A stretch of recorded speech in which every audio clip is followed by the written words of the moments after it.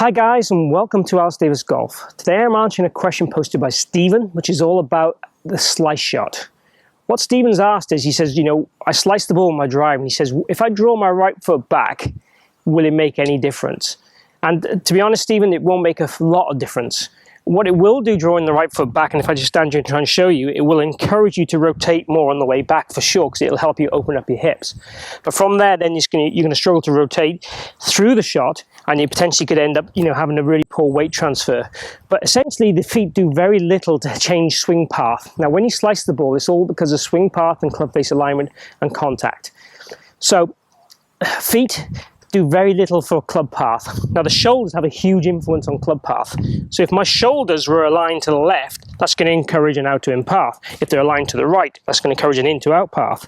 So realistically with the shoulders, what we're looking for is a very neutral alignment, and that'll encourage an in to square to in path, which is what we want for a straight shot. However, if you're trying to encourage more of a draw shape, you could do this if you wanted to. But the feet are going to do very little. As I said, the feet being more drawn back, if anything, they're going to restrict weight transfer, which can cause other issues in contact and in distance. Sometimes people like what I call a bandage. They like something that, is a light feel to get them around the golf course. And sometimes drawing your right foot back, okay, that feels better, and I start hitting the ball straight, and it's kind of a find it, lose it scenario. So no problem if you have to find something to get around the golf course and that works for you, then yeah, great. But in theory, scientifically, it doesn't do an awful lot. I'd much rather you try and feel that you were trying to feel like your sternum stayed behind the golf ball here a bit more, and you felt a little bit more closed with your shoulders to, change the ball flight, and keep the feet neutral, and, look more at your forearm angle or look more at your shoulder angle rather than your feet, because that's going to make the biggest difference to the ball flight rather than your feet.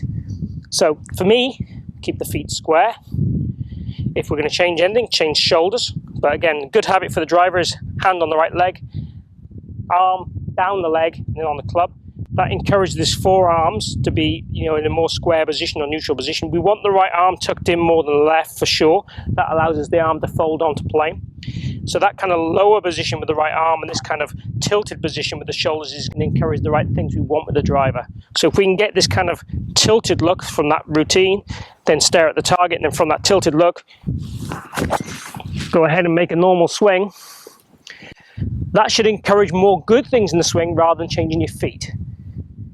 So, Stephen, hopefully you found this helpful, and hopefully we can get you back into a more neutral alignment, at least with the lower half if we can, and the upper half. But if not, check out my other videos on how to fix a slice on my playlist, and you'll see various other ways to fix a slice also. If you've enjoyed this video, please click like down below, and if you haven't already subscribed, please do so. It's free. I've got content coming out every single week on a multitude of subjects, but please post any comments down below on any subjects you do want me to cover, and I'll endeavor to get to them as soon as I can.